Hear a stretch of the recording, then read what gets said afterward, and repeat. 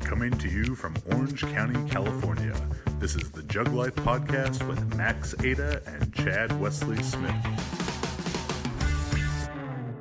Hey everybody, what's up? Chad Wesley Smith here. On this week's episode of the Jug Life Podcast, my guest is Dr. James Hoffmann from Renaissance Periodization. James has been a guest on the podcast a couple times. We've worked on several books together, like Scientific Principles of Strength Training. He's also the author of How Much Should I Train and Recovering from Training. And this week we talk about his new book, Integrated Periodization in Sport Training and Athletic Development, a book he co-authored with sports science legend Tudor Bompa.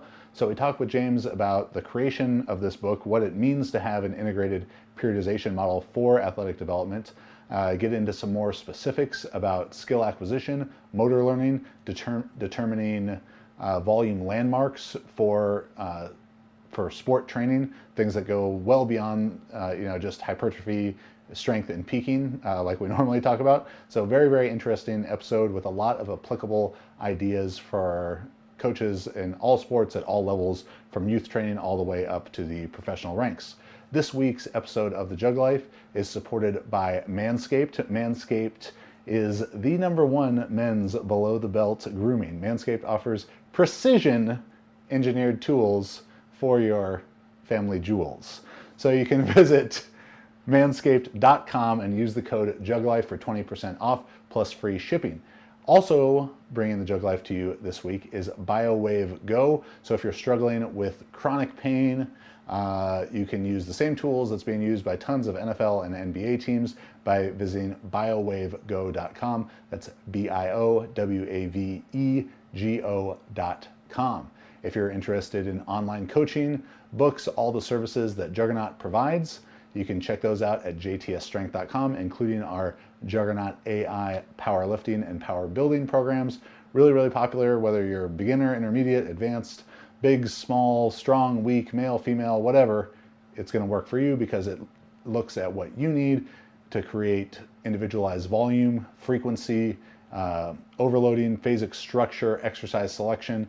Very, very proud of it. Gets fantastic results, averaging about 80 pounds improvement on the total over 16 weeks for the thousands and thousands of people using it. So go check that out. Make sure to subscribe to the podcast, subscribe to the YouTube channel, click that little notification bell on the YouTube channel to make sure you're finding out when all of our videos are coming out. Leave us a 5-star review on iTunes, write us something funny or nice. We always appreciate that. And you can find the audio version of the Jug Life on iTunes, Spotify, Stitcher, iHeartRadio, and at jtsstrength.com. So here we go with Dr. James Hoffmann. So James, what's up, buddy? Hey. Very good to see you. Good to be back. Last time I was with you, you were much larger. You were looking very svelte these days. Thank you. I have been wasting away. Powered by the RP diet app, manorexic settings. Yeah, poverty macros, I've been there. It's really not that low, to be honest. It's weird how much it's changed my perspective on how much I was eating before, but I still don't feel like I was eating a lot before to weigh 360, 370. It was just the fats. My fats were always sneaky high. And it's easy too, sometimes like you graze on snacks, you're like, oh, I'll have like a granola bar here, or I'll have The thing is, I'm not a snacker. No? No. I am. I'm a meals guy. If I don't do meals, I blow up. That's I just came off of a diet right now, and I'm just like drawn to the cupboard. Like I want some of those chips. I would easily just go back up to 230 if I'm not careful. Well, you two are looking very svelte. Thank you. Great in your tux. Yeah. Getting married. Getting married in a few days. Exciting. RP power couple. Yeah. Yes. It's gonna be fun. So this has just come out. Yes. Integrated Periodization in Sport Training and Athletic Development, combining training methodology, sports psychology, and nutrition to optimize performance. A very succinct title. And I noticed the first name here, Tudor Bompa. The man, the myth, the legend. Quite known. Tell me a little bit about the experience of creating this book with such like a legendary guy in the sports science field. Yeah, it was kind of crazy. So this is something that came up many years ago now, and actually we were still living in Philadelphia. Mike and I were still professors at the time, and believe it or not, the first person who got contacted for this was Mike. And they said, hey, Mike, like, we're kind of working on this new project. Are you interested? And Mike said, no, but I know somebody who might be. And so Mike put me in contact with Scott, who's one of the co-authors on here. And we were chatting, and he was like, hey, man, like, we're trying to do another periodization book with the Tudor Bompa Institute. And I was like, what? Are you serious? And he was like, yeah, we're doing another book. And I was like, and Mike was like, well, there's no mankinis in this book, so I don't care. I think Mike, like, I think this was like when RP was like ramping up a bunch of stuff. I think Mike was just had too much on his plate, and he was like, I just got to pass this one off. But you know, for me, I was like, well, I'll drop I don't give a shit. I'll drop everything. Let's do this. And so Scott, I corresponded with him for a long time. Turns out he lives in Kingsport, Tennessee, which is right near where Mike and I went to school at ETSU. And we got to talking, and he said, yeah, you know, Tudor's trying to do another like big book. He's kind of, you know, at the tail end of his career. He wanted like another big project, and this is going to be it. And are you interested? And I said, of course, like, let's do it. And so they were looking for somebody to kind of contribute on the nutrition side. And so I went back and forth with Scott a bunch, and then eventually he put me in contact with Tudor, which is really funny having, you know, for us it's kind of like a celebrity. You know, it would be like Hugh Jackman called you on the phone, right? It's kind of similar. So he calls me, and he's like really fun to like talk to, and he's very passionate, but he's also very like by the book, wants things done a certain way.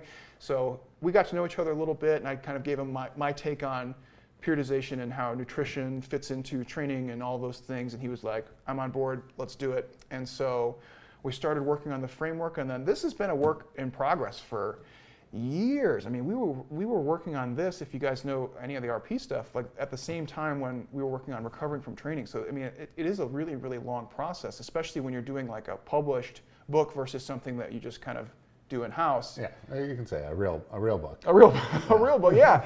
So it was really cool though. So I got to work with, of course, Tudor and Scott, who were both brilliant and both really awesome to work with. Sometimes Tudor would like give me feedback that was a little unclear, and I'd be like, I'm not sure what to do. And then Scott was really integral in helping me kind of disseminate what he was trying to get at, and so we would shoot ideas back and forth. And then we got the two psychologists on here, Boris and Iris, and they were just phenomenal. They blew me away. They're so knowledgeable. And what was cool was everybody who worked on this project was already familiar with like the theory methodology book, right? We all had already read all the periodization stuff. So when it came down to like synthesizing all these things into congruent ideas, it was like seamless. We were all on the same page. It was like, okay, you have this phase of training, here's what you do with nutrition, here's what you do with psychology, and like everybody was on board. So that was really cool, and it was cool working with so many just brilliant people where you know, like when you feel like the stupid guy in the room, I got a fucking PhD in this stuff, you think that I would have confidence and efficacy in doing this, but when you're talking with people who are just seemingly, to me, they seem worlds away. And so to me, it was like a real pleasure to try and up my game a little bit and work on stuff. And it's something that, you know, I'm passionate about too, where I think too long we've kind of thought about sport training and sport periodization as like, okay, well, you have training and that just means you do like 5s here and 3s here, and then nutrition is kind of whatever Joe Rogan's pitching, and then psychology is like a big shit show, right? Joe Hogan. And so this is something where we said, you know, all these things go together and they should be thought of as one holistic process rather than 3 kind of separate entities. And that was our big goal on this book, and I think came together pretty good. Yeah, and it is that integrated approach, I think, that's going to produce the most successful people. And something that Max and I have talked about with our weightlifters particularly is, you know, we're looking at the quality of the training program they do, their nutrition, their recovery, sports med part of things, and then their psychological part of things. And I think there's a lot of athletes out there who maybe they do a really good program that they work their ass off on, and they're very, you know, mentally tough, gritty, whatever it is, psychologically prepared for competition, but maybe they miss out on, you know, maximizing their recovery and getting soft tissue and doing all that stuff, or they miss out on great nutrition. But, you know, they do 3 out of the 4 really well, but very few, I think, do 4 out of 4 really well, and that is going to be what, you know, sets a competitor apart. Yeah, and so our goal was to say, like, okay, you have these different ideas. People will say, like, oh, you should do this at, you know, this for your peaking, or you should do, this is when you should incorporate mental imagery and visualization training. This is when you should work on, you know, strategies to minimize stressors while competing and da-da-da. And so one of our goals was, okay, there's probably a good time to address all these things in like a systematic way. And that's kind of one of the big periodization tenets, is the idea of time, right? You want your athlete to be prepared to a certain degree, and we mean athlete preparedness, right? So we want them to be at the level of preparedness that they want at a specific time, right? And that means that you have to sequence your training variables, whether it's training, nutrition, recovery, psychology, all those things. You have to do it in a certain way to get the time course that you want. And so for us, it was, okay, how can we take that same framework that we had from the previous TMT stuff from Bompa and say, how can we get to these different parts? If I have a jiu-jitsu athlete and they have to make weight in the gi, when should they be on weight, right? If I have somebody who is working on something like visualization training, when should that actually be incorporated in? And that's kind of how we started to piecemeal this together. And it was kind of fun. It was fun for me, frankly, because Tudor's very old school. And so like I would send him, part of a chapter, and it was like, okay, microcycle, mesocycle, macrocycle strategies. And he'd send me a not scathing, but like a strongly worded, email back like, you cannot use these terms. Like we don't use mesocycle or macrocycle. You must say like annual, just silly stuff. But he was very, very passionate and very, very like strong-willed about it because it's his jam. I mean, he's really the guy who like kind of coined the term, at least in like the formal sports science setting. So it was a blast, and it was really nice for me to get my feedback. And like a lot of the stuff that we talk about in this book, like if you've ever looked at any of the RP diet stuff, it's kind of like, oh, I've seen a lot of this stuff before. It's a lot of calories, macronutrients, nutrient timing kind of stuff, but now we're trying to include that into a properly periodized sport training program rather than a, biceps, Instagram butt selfie program. Yeah, and we get that question all the time of when should I cut, when should I mass, what's the best phase to do that, and it's usually in the context of powerlifting, weightlifting training, and I think for Juggernaut, 10 years going now that we started as a sport performance company and became more known in the powerlifting and weightlifting space. And I think people associate RP with, strength training and physique training and diets, but all your guys, I mean, you and Mike specifically, your PhDs are in sport physiology. They're not in, biceps, applied hypertrophy or something. Yeah, it was refreshing for me because I'm definitely, I enjoy doing the body comp and the physique stuff, and I think we've helped a lot of people with their goals in that. But intellectually stimulating wise, it kind of falls flat for me, whereas like this kind of stuff like really makes a lot of sense to me. It's more fun to talk about the differences if you have a rugby player versus a combat sports athlete versus a track and field athlete, right? Can we make like a system that applies to all of these people to get to the same general outcomes, but still be malleable enough to address individual differences and competition differences? Like track and field's a good one. You got 2 seasons. Rugby, you might have 3. Jiu-jitsu, like you don't really have a season. You kind of compete when you feel like competing. So we wanted a system that could basically apply to all those folks, and I think we did a pretty good job.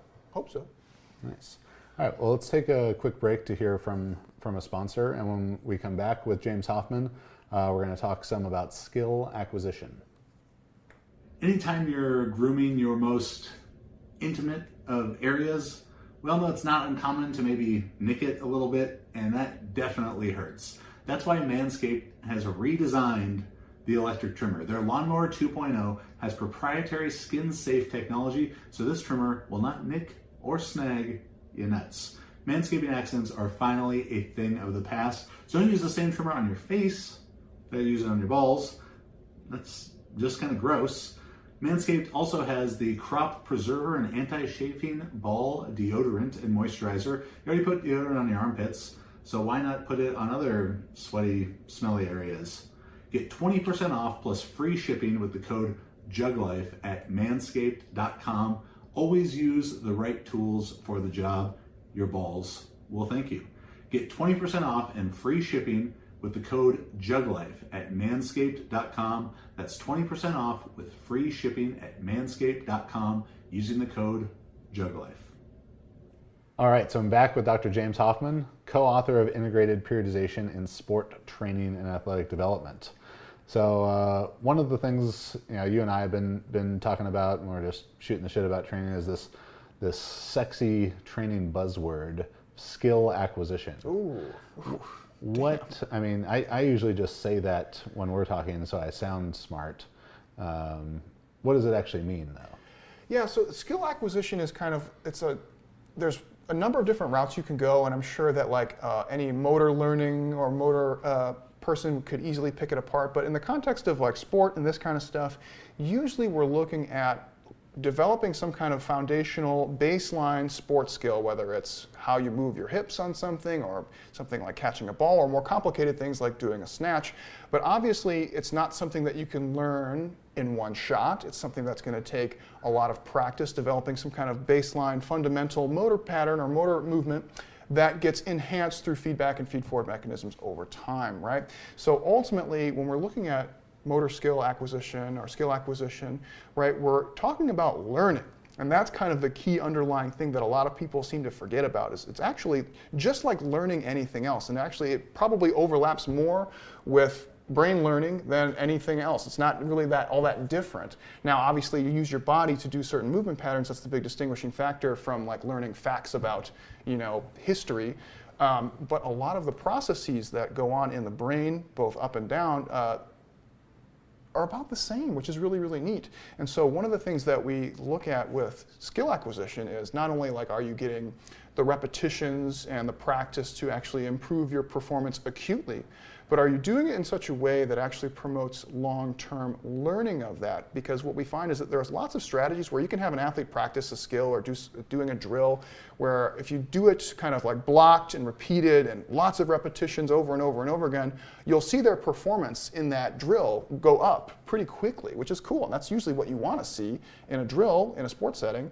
But unfortunately, a lot of times those strategies actually cause them to maybe not learn those things in terms of motor learning in the long term as well. Whereas a little bit of variation in the practice strategy, a little bit of randomness does seem to bode pretty well. So that's kind of the issue maybe of they're becoming good at the drill rather than acquiring the skill that the drill is trying to develop that they can transfer to the game. Absolutely. So not only are they trying to acquire the motor pattern, but they're actually trying to understand what they're trying to accomplish. And that gets deeper and deeper and deeper, more contextual as you learn more about the sport, right? So you can have people doing passing and catching drills in rugby, and they fundamentally understand, I want the ball to go from point A, which is me, to point B, which is my partner, but they have no idea really the context of what's going to be happening in a rugby game. And they learn that through practice and repetition, right, and with experience.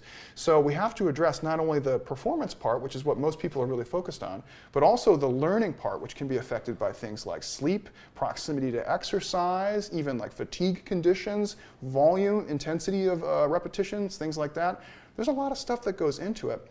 And what we find is that I use a really shitty analogy, and I know people are going to tear me to pieces on it, so have at it, right? Come at me, bro. But really what we're kind of looking at with the way I like to think of it, because I'm a dorky computer guy, I like to think of it as like the RAM and the ROM in your computer, right? The RAM is the random access memory. It's stuff that's just like floating around that can be accessed by energizing, by putting power into your computer. Your computer will go through and find a whole bunch of stuff, right? You also have the ROM, which is the memory that you don't actually need to use a lot of power. It's just there, and the computer can access it without really having to think very hard. So ultimately, right, when we're doing a lot of skill acquisition activities, one of the things that we see is coaches often emphasizing on what I like to call the RAM, which is basically trying to get them to do something and improve their performance really, really rapidly. But unfortunately, that's not ingraining them to that skill at some point, right? There's a limited kind of dose response in terms of how much benefit you get there. What you want is for that movement or that activity to become more seamless over time, where the athlete is essentially not having to think, not having to make as many decisions, and ultimately able to predict what is going to happen on the field, anticipate what's going to be happening with their opponent or with whatever's going on in the sport, right? And so what we want to see is kind of less and less of the decisions going up to the higher brain centers and more kind of coming down and just becoming more reactive and instinctive. Yeah, and I think it's that idea of reactions, or you hear football announcers say that like the game's really slowing down for them, for a quarterback or something, but the things are happening so fast, whether it's a pitch flying at a batter, it's a quarterback reading the defense, it's a running back or a wide receiver seeing the angle at which a defender is coming at him and knowing like, all right, there's this much space between them, I'm this fast, I can get through it. Not that they're like calculating all these things as they go, but when they've seen it hundreds of times, thousands of times, tens of thousands of times throughout the training of their entire life, they're kind of taking all of these previous experiences and making their best estimate as to this is what's most likely to happen. Yeah. And this is what I need to do to be successful in it. But it's happening like so incredibly fast. And it is like a probability calculation, Yeah. right? You know, like have you ever watched most people have seen this in football where you got a guy, like a receiver catches the ball, you got a running back running up the field, and he just jukes the fuck out of somebody, right? Where like it's like when you're playing Madden and you push the dive tackle and they just go the wrong direction entirely. We've all seen that and we go, whoa, that guy juked him so bad. What really happened was the other guy was pretty sure you were going to go the other way because by his experience and his assessment, he thought you were going this way, and then you very athletically changed direction and went the other way, right? So good on the athlete for making the juke and making that sharp move, but it's also like a 50-50 thing where the other side of it is the other guy just made the wrong choice, right? And there's an interplay between like the tactics and the skills that I think is really, really interesting. And I've been doing a lot of research on this lately, and partially because of working on stuff like this, and then just from my own knowledge of how do we kind of take all those ideas and put them into a training program, right? Where you have like, okay, if I have a football athlete, I know just as an S&C guy, like I got to make them big and strong and powerful and run fast and bench 225 a million times. That's a joke. You don't have to do that. And I think that's what so many strength coaches hang their hat on, because it's very easily measurable of he was this fast, now he's this fast, he was this strong, now he's this strong.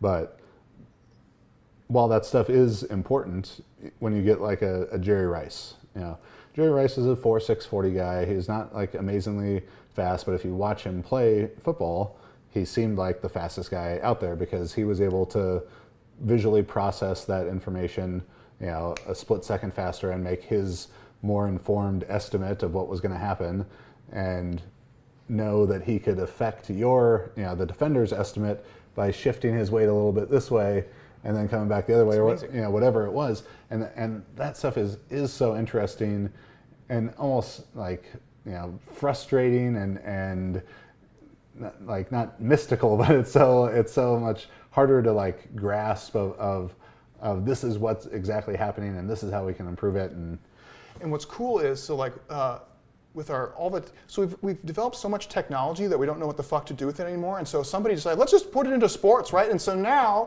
we have like Fox Sports, ESPN, like an army of sports statisticians that look at every little detail. Like they haven't missed a field goal with this wind speed in this direction since Tuesday of last year on a leap year, right? Like where the fuck did you come up with that, right? So you have all these cool things, but it works in our favor as strength conditioning and sports science people, because now you can actually start to quantify some of these skills and tactical decisions where you can take somebody and say, how do they stack up in terms of dropped passes or missed catches or any number of different skill things that you want to look at. You can also do tactics and say, are they in the right place at the right time? Do they cover the right distance? Do they make the right decisions? You can actually start to get numbers on it. And when you do a needs analysis for your athlete, you can actually say, here's how they match up in terms of skills. Here's how they match up in terms of tactics, which is pretty fucking cool. Whereas before, like you said, all the people were generally focused on was like, how fast do they run, how much do they squat, because it's the easiest thing to quantify. But everyone knows stories of people who are the biggest, the strongest, the fastest, but not the best players. Yeah. And there was a guy named Taylor Mays who played for USC. He probably doesn't watch this podcast, so he won't be offended by this. Won't be too bad. But he was like the biggest, strongest, fastest dude ever coming out of USC. 6'3", 240, strong safety, ran a 4.3 40-some inch vertical. And in college, he would just blast dudes. Like he was murdering people with his body. But he got to the NFL and he was just never very good. And I talked to a coach on his team, a strength coach, and he said like, yeah, he just goes, like he can't read what's going on. So he's either flat-footed for an extra half second or taking 2 steps in the wrong direction before he comes back. And when everyone is maybe not quite as fast as him but close, you can't afford to go the wrong way. Yeah. Where on the other side you get a Jerry Rice type or whatever who is making the right decision every time or nearly every time and seems so much faster than they really are. Dude, I'm glad you brought that up because Mike and I have had some good discussions on this, and we don't always see totally eye to eye. So which actually leads to good discussions. Well, so we don't Mike's really. eyes are very low. That's true.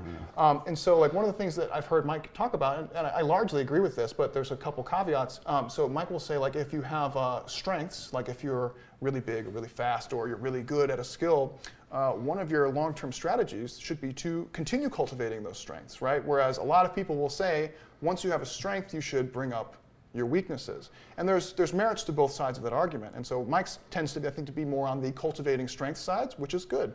But you do reach a point in your athletic development where even though you have strengths, if you get to the NFL or if you get to the world championship level competition, it's very unlikely that those strengths are still going to be above and beyond everyone else, at least to a degree where it really leads to dominance. And at that point, your limitations can then become limiting factors to your performance, right? And like you said, even though being really strong and powerful got this guy through college, turns out everyone in the NFL is really strong and powerful. And if you have lagging areas and you didn't take the time to bring them up, you're going to be way behind. And the energy to develop something that's already more elite.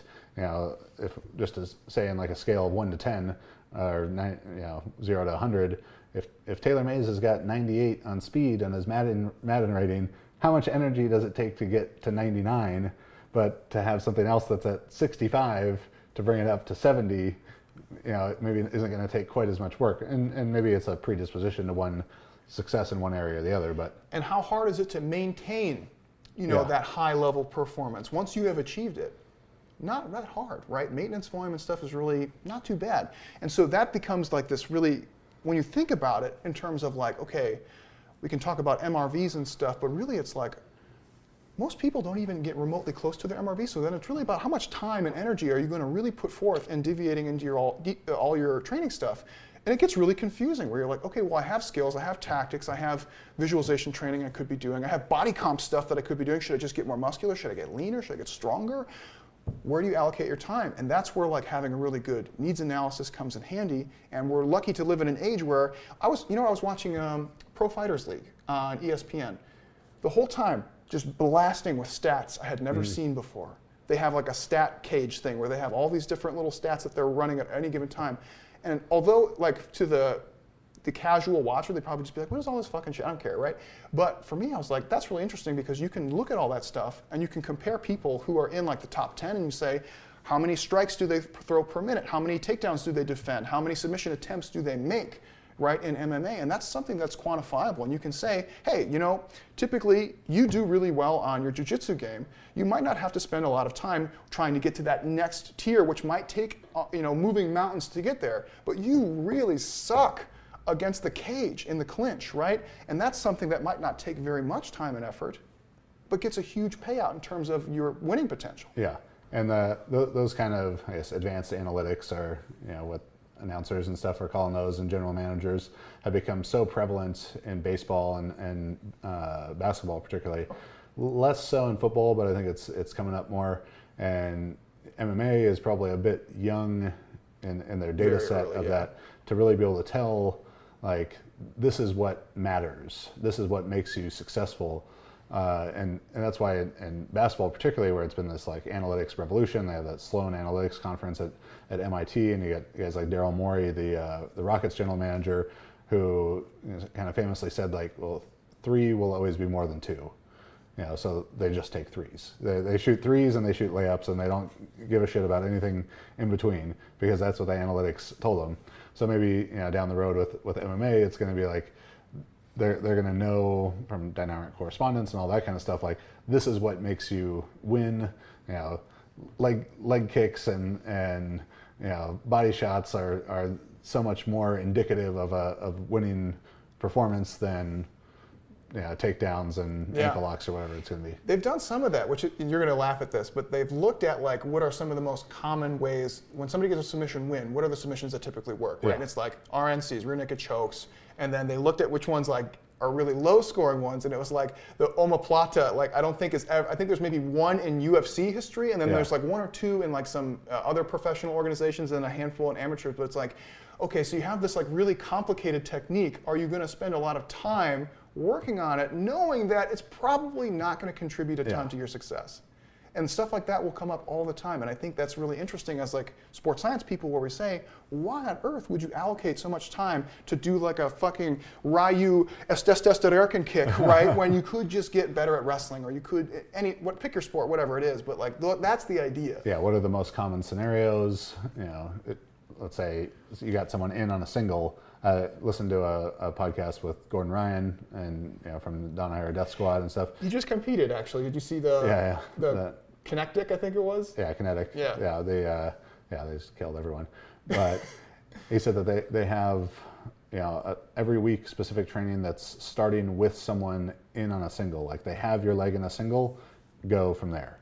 And how are you going to defend it? How are you going to get out of it? How are you going to reverse it? Because that's such a common position is people get in on the single, but you can't let them finish it. So and the proliferation of technology now in sport performance is like unbelievable. And we should be using it. Yeah, to be able to, whether it's GPS and force plates and all that shit. So I think what's going to be cool, and I know you probably already ahead of this, but like a lot of people are diehard like science people, where they're like, you need to be publishing papers and textbooks like this and stuff like that for the greater good, right?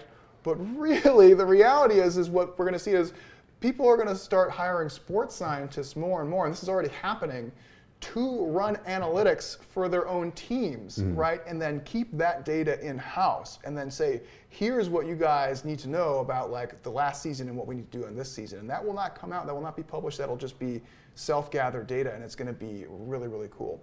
I think there's a couple NBA teams that are already doing that, and there's like the diehard science crowd that are like, they need to publish that paper, they're like shitty people. And it's like, are they though? If they're doing it for the sport, they're doing it for the betterment of their team. Yeah, they're in a $1 billion business that they're trying to win. So yeah, I don't think it's a big deal, and I think that kind of stuff, either way, whether you are gathering your own evidence for data collection or you're looking at scientific papers and all those things, like why not use all that stuff? That's mostly very easily accessible information.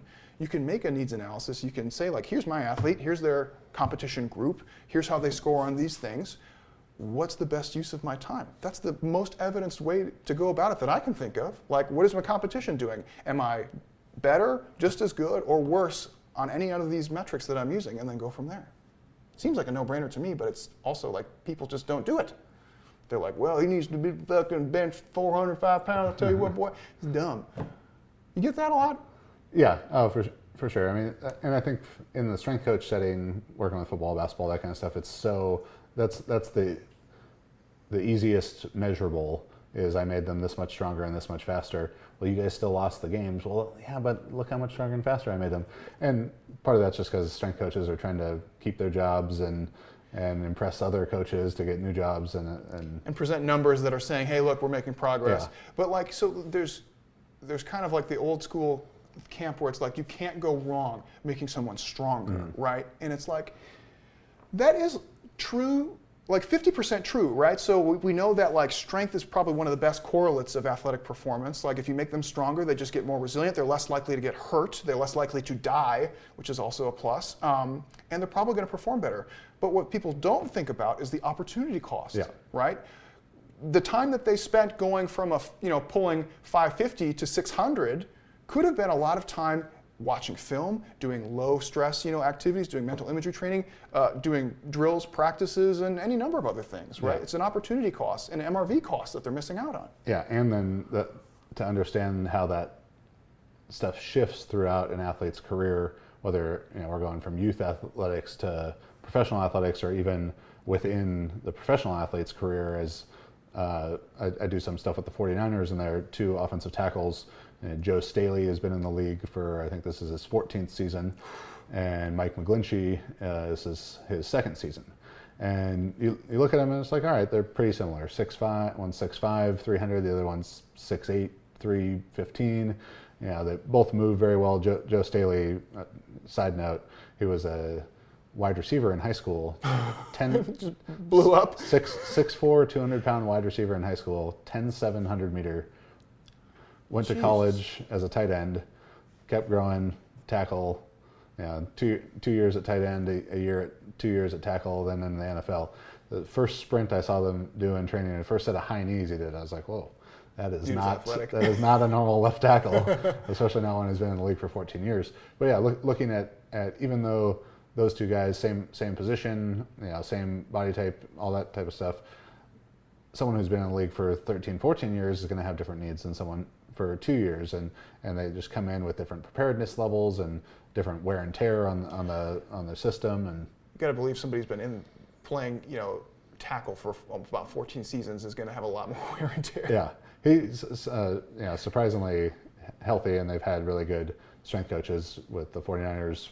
Previously, Mark Uyama, now a guy named Dustin Perry, and they do a great job, and he trains really hard, and you can tell he loves getting after in the weight room. So he's been shockingly healthy for that career. But yeah, just the changing dynamics of someone throughout their career, through different phases of an annual plan, all that stuff.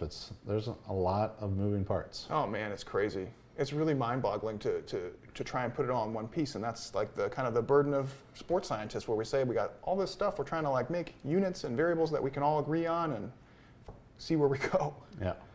So let's take another break. When we come back with Dr. James Hoffmann, we'll talk about kind of deciding upon some of those volumes that you need to develop different skills. Recently, I have been struggling with sciatic pain, going back several years to a couple of herniated discs I suffered. They've been flaring up again with a lot of hard training between lifting and jiu-jitsu, and that pain, it's rough. So if you are like me, living with pain in your back, your shoulder, hip, neck, you need to check out BioWave Go.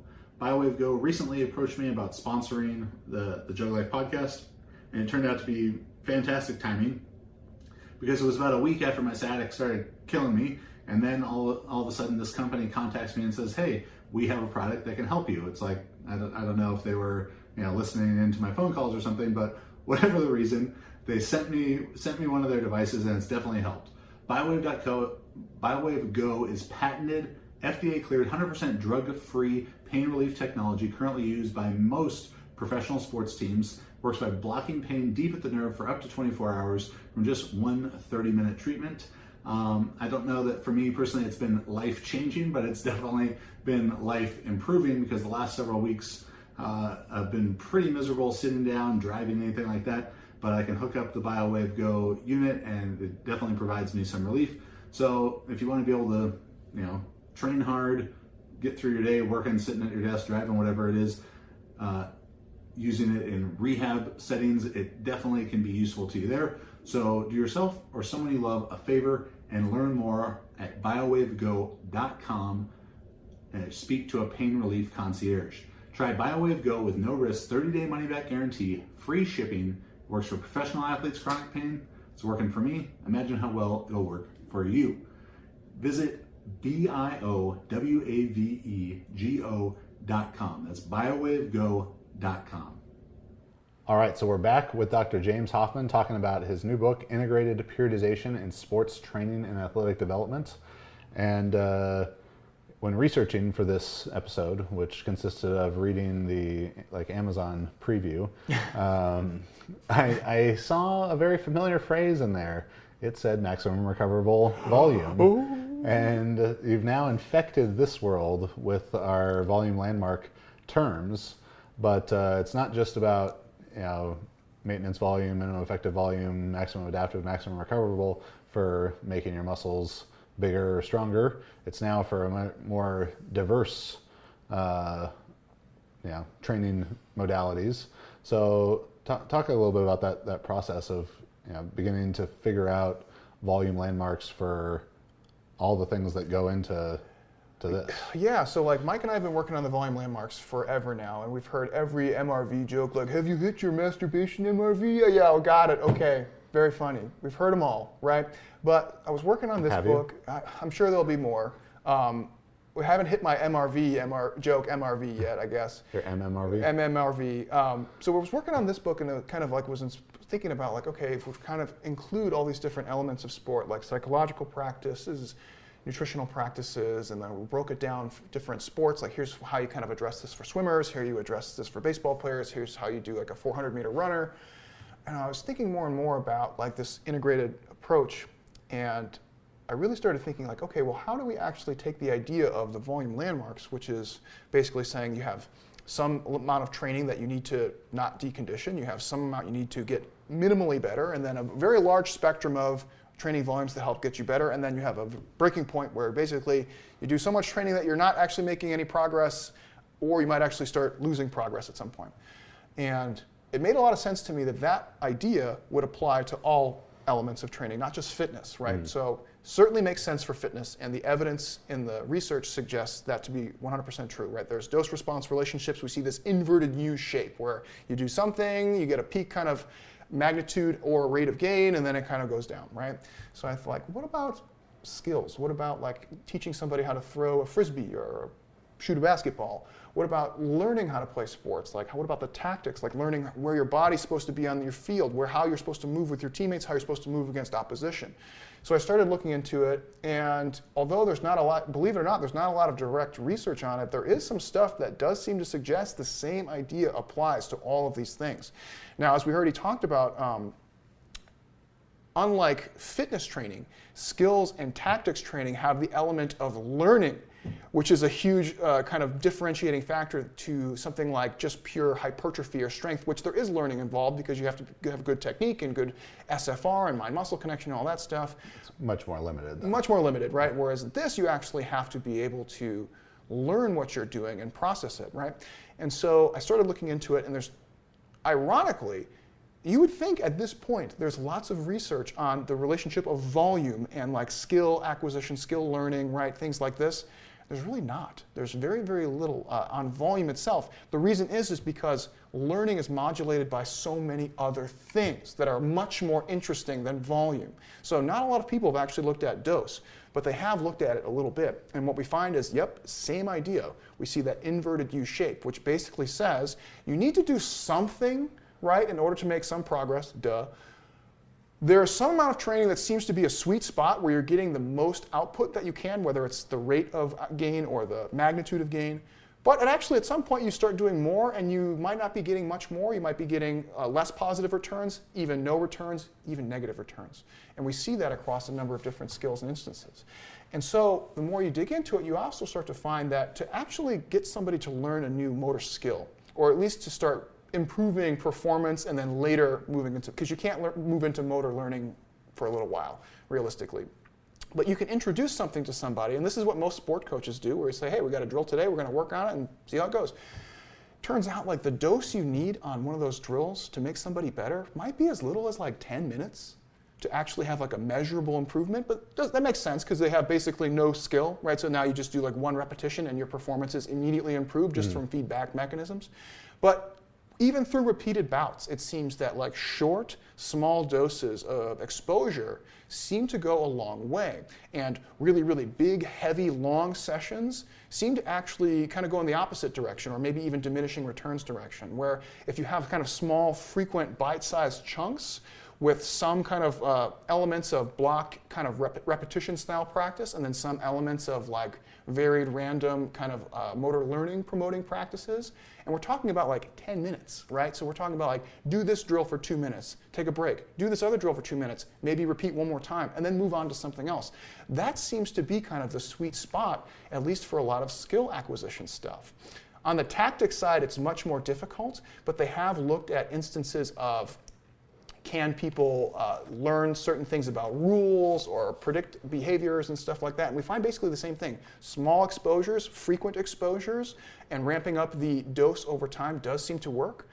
But what's really interesting, so like with hypertrophy, which is like blue in the face of talking about hypertrophy all the time, frankly. But one of the things that we talk about is the progressive overload component says you got to do more volume, right? At some point, if you want to get more jacked, you've got to add more volume. That seems to be the big factor, at least that we can tell for now.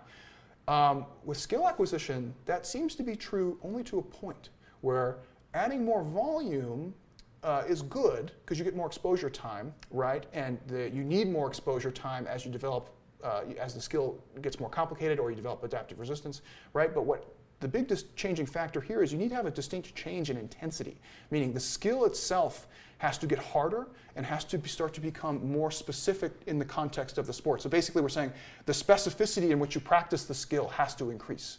even if you increase volume, right? So there's no way around it. You can't just do sub-maximal repetitions of a snatch. At some point, you're going to have to put some weight on the bar and make it harder, right? You can't just do walkthroughs in football and do like two-hand touch walkthroughs. At some point, you're going to have to do a live speed two-hand touch, and then at some point, you're going to have to go into live speed full contact. Otherwise, you just never get a feel for the actual skills or the tactics, and you never make progress. So you kind of have like a weird volume intensity crossing over, where in the beginning it seems like increasing volume seems to be a good idea, but once they kind of reach an intermediate level of development, or maybe like an intermediate complex skill, we actually see the reliance on volume probably goes down, and the reliance on intensity, or we could also just say like the specificity in which you practice it, and I would just call that intensity, goes up, and there's no way around it. So it's a really interesting conundrum, because skills and tactics are limited by fatigue, just like fitness is, right? So if you go and do 5x10 squats, your ability to actually learn or get better at motor skills is going to be inhibited by fatigue, just from a top-down effect, right? So it adds another layer into our sport development, where it's like, now I'm actually juggling my MRVs for my fitness, like, so I don't want to do too much training so that I can't be fast or I can't be powerful, but I also don't want to do so much training that I can't learn how to do this particular maneuver, or I can't process it and understand why I'm doing it. So it's just something that I've been playing around with, and it's like a Pandora's box. It's a can of worms. It's something that we don't have a lot of answers to, but I think we can apply some of the same methods to figure out. And it seems like variability, certainly at least in the earlier stages of motor learning and just kind of becoming athletic. And I think that term, athletic seems simple on its face, but people want to associate it with how fast you can run, how strong you are, how high you can jump. But the coordination, fluidity, ability to like physically problem solve on the fly is really what so much of that's about. And it seems like people who do, or coaches who do a good job of developing that, and the team setting are good ways to go about developing it. Doing things like small-sided games, changing the size of the field, whether it's smaller or bigger. Doing stuff like soccer players playing that futsal with the smaller ball, and that's what a lot of people attribute so much of the Brazilian soccer success to. I was talking with my friend Corey Schlesinger, is a strength coach for the Phoenix Suns. He said that one of his buddies has a shooting gym, like a basketball shooting gym, in which there's different size and weight balls with different height hoops and different size baskets. And I kind of joked to him, as something I've thought about for a long time, is like, do you think Steph Curry's like really good at beer pong? And he probably is. Yeah. Beer pong skills might not be as transferable to shooting three-pointers in the NBA, but there is existing in some. The first round he might not be that good, but by round two he's going to be sinking them, right? Exactly. And some people are just motor morons. Like they just are predisposed to not being as fluid and picking up those things. I remember one of the most painful incidents I ever had. I think I've told you this story, but I had this rugby guy. He was like 5 foot nothing. Maybe like 95 pounds. 5 foot nothing, 100 and nothing. Yeah, he was just a tiny guy. He had never done sports before. Rudy Rudiger. Yeah, exactly. I was coaching men's rugby, and we were going to play Notre Dame Duke, not Notre Dame. We're going to play Duke in the coming weeks, and he joins the team, and he shows up to practice, and I'm like, okay, what have you done before? And he's like, oh, I've never done sports. And I was like, ooh, okay, like we'll see what we can work with. And we started doing some basic stuff. And I remember at one point I threw him in with the group that was doing some just passing drills, nothing too crazy, just passing down the line. And I remember after we had worked on passing and catching a little bit, he set up to catch a rugby ball like this, right? And I knew at that point, I was like, okay, this guy's nowhere near stepping on a rugby pitch anytime soon. Yeah. And so sure enough, we ended up playing Duke later, and they import all of their players from South Africa, so they're all like 6'1", 220, right? This guy's 5 foot nothing, never done any sports, let alone a contact sport, and he's chomping at the bit, right? He's like, coach, put me in. I was like, no, you are going to die out there, and I'm not exaggerating. You are going to get hurt. And I remember just thinking, like, this guy has nothing. It's it's going to take him like a decade to get up to par on some of these skills. Whereas other people, like you can just be like, hey, go jump on that surfboard, and they're gone, right? Like they don't have to think about it. And that's probably a huge genetic advantage. But I think there's also, like you said, an element of coaching culture that can cultivate that out of people in ways that's much more productive. And I think a lot of it's tied to early developmental stages. You know, if you got someone who's just outside playing every different game and making up games, and I remember hearing a story about Russell Wilson. He said that the quarterback of the Seahawks, that he and his friends would go to the mall, and there's like a big center courtyard in the mall that everyone's walking through in 4 different directions, and they would start at one side and try and race to the other side without, so they're like, juking through all the people as they went. And then when you watch Russell Wilson play NFL football, you see that and you're like, oh yeah, totally makes sense. They just got this long-term developed ability to change direction and without losing speed, and to see this gap of space. And when he was 11, it was 2 people walking with their shopping bags, and he's like, I can make it through that space without running over that soccer mom.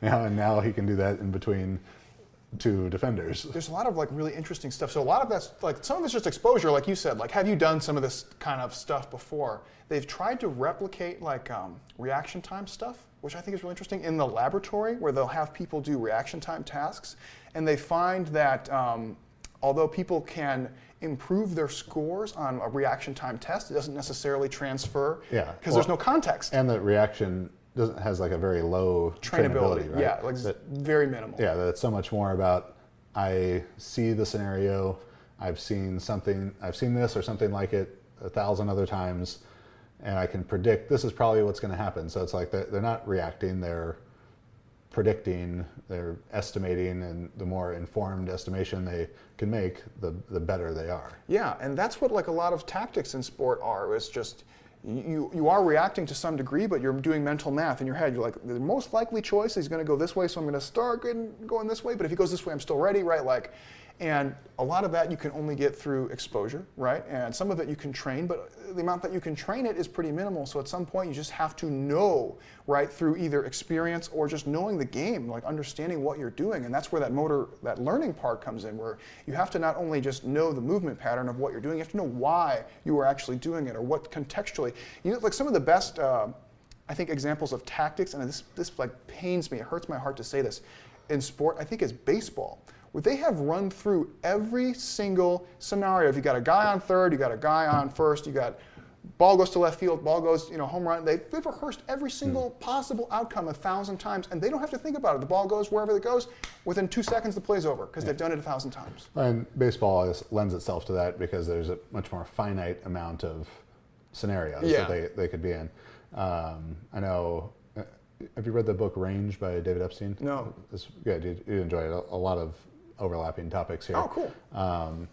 And it's essentially modeling like Tiger Woods versus Roger Federer. So just play golf from as soon as you can hold the club, versus Roger Federer, who was doing all these different sports and didn't really become just focused on tennis until like 18 or 19 years old.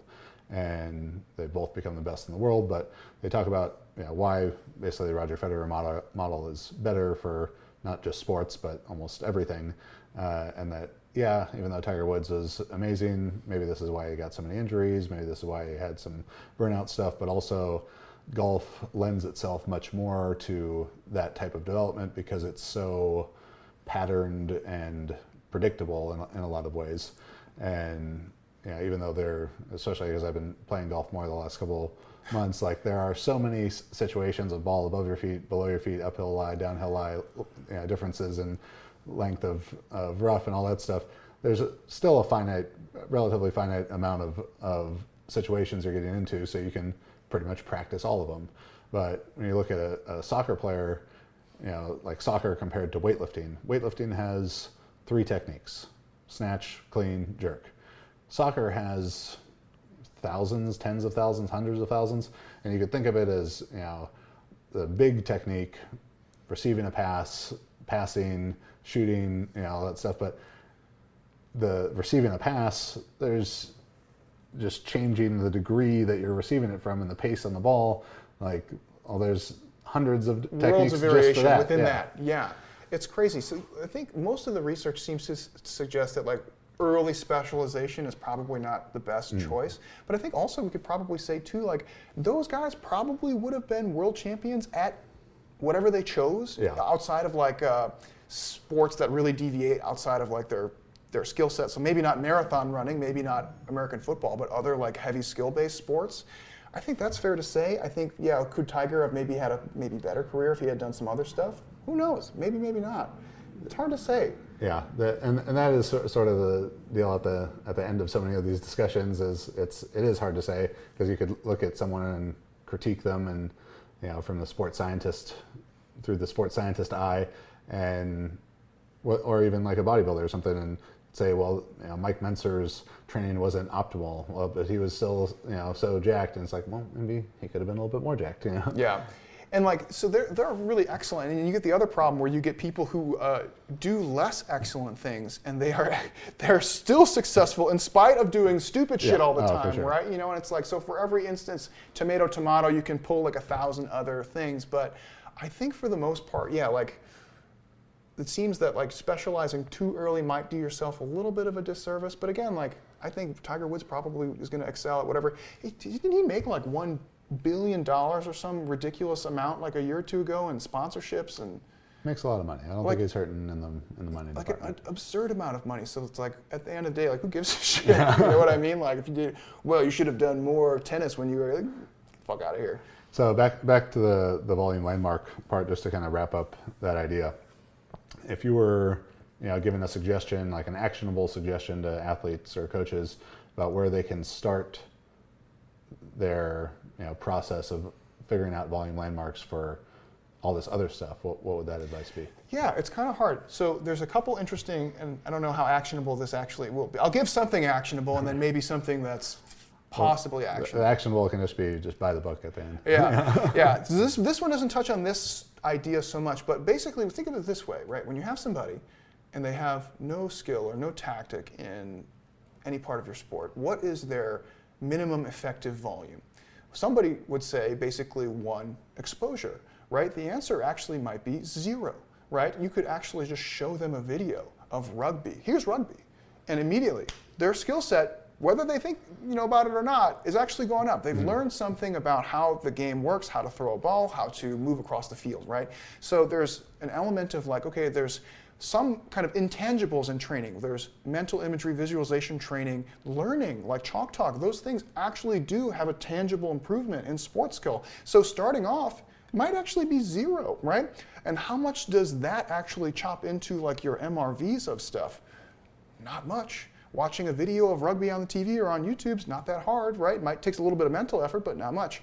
After we kind of get through some of that stuff, when we actually put them on the field or we actually put them in the gym, we say, all right, I need you to get better at your squat technique. I need you to get better at kicking the soccer ball.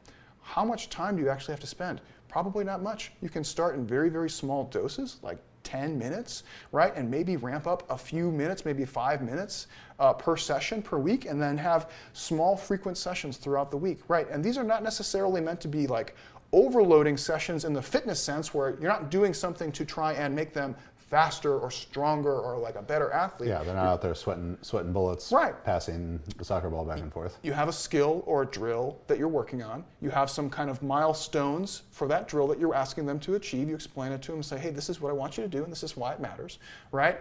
They demonstrate competency to the level that is sufficient for them. And this is another thing that you should be aware of too, right? Like a lot of people will make things too hard, right?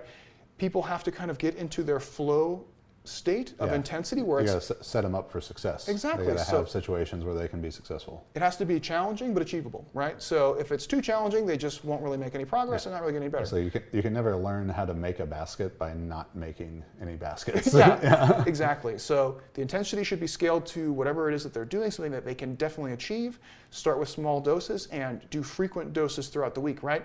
And so here's kind of the funny thing where you say like, okay, if I do 10 minutes 3 or 4 times per week, that's what, 30 to 40 minutes, right? I can actually expand my volume massively at that point if I want to, right? If I just tack 5 minutes on, right? Now I'm going up to maybe even an hour per week of whatever that particular skill or tactic is. So start small, keep the intensity manageable, and just move in more frequent chunks throughout the week. Sometimes it's definitely good to make sure that they are in a, I shouldn't say sometimes, all times, it's good to make sure they're in a low fatigue state. So if you are working on new skills, do it at the beginning of practice when they're relatively fresh and not fatigued. Don't do it after you make them like run suicides or stairs or whatever and they're already like puking their guts out. Probably the worst time, right? Do it when they're fresh. Go through your practice session. If you have to do multiple different skill sessions throughout that time, that's fine. And then make sure that they get a really good night's sleep. And one thing that I found that was really interesting is that motor learning is inherently tied to sleep. And it's actually kind of an all or none, hit or miss type thing where whatever the activities that you worked on during that particular day, if you really miss your sleep opportunity, that day was not, I don't want to say a wash, but largely unproductive in the long-term sense. Have you found that there's any difference in practicing the skill in the morning, so then they have sort of the whole day to marinate on it and sort of run through mental reps versus at night? This is where like I think neuroscientists and motor learning people might butt heads, and I've done a little bit of research on this, and there's not a clear-cut answer, but what I will say, in my opinion, it seems that there are genetic differences in when people tend to be at their peak in terms of when they wake up, and then when they are like kind of their peak mental acuity and physical ability. Some people are early risers, some people are late risers, and the late risers tend to be painted as like lazy people, but really it's just a genetic thing. Like they're just more prone to staying up later and waking up later. So I don't think it's necessarily one of those like kind of straight and narrow things where we say practice in the morning. You have individuals and they will respond to things at different times differently, right? And so that's a huge pain in the ass. As a strength coach or a sport coach, you say like, okay, well, Johnny Boy's going to come in the morning and we're going, and then Jane's going to come in the afternoon. That's wildly impractical. Yeah. But if you're doing one-on-one training with people, it's much more feasible. And you might find that somebody's just, in the morning, they just totally suck. They're not very good at doing some things. Or in the afternoon, they might be better, or vice versa. And so I would individually tailor that to the person based on how they respond. And then you could do the same thing with fitness. Some people have better training in the morning. Some people have better training in the afternoon. Like, same idea. Awesome. James, thanks so much for taking the time, buddy. Yeah, thanks for talking shop with me. Yeah. Can I keep this? Yeah. It's yours. You want me to sign it? Oh. Can you get Tudor Bompa to sign it? I could probably get it, yeah. Cool, man. Thank you. Yeah, thanks for having.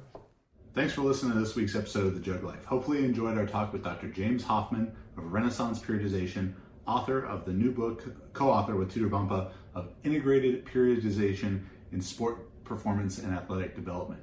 Go to Amazon, buy James's other books at jtsstrength.com, like How Much Should You Train, Recovering from Training, and co-authored with me, Scientific Principles of Strength Training. Make sure you hit the like button on this video, subscribe to the Juggernaut YouTube channel, check out jtsstrength.com for more articles, as well as our online coaching services, including Juggernaut AI powerlifting and power building, as well as coaching for weightlifting, super total, strongman, all sorts of good stuff. Thanks for watching. See you next week.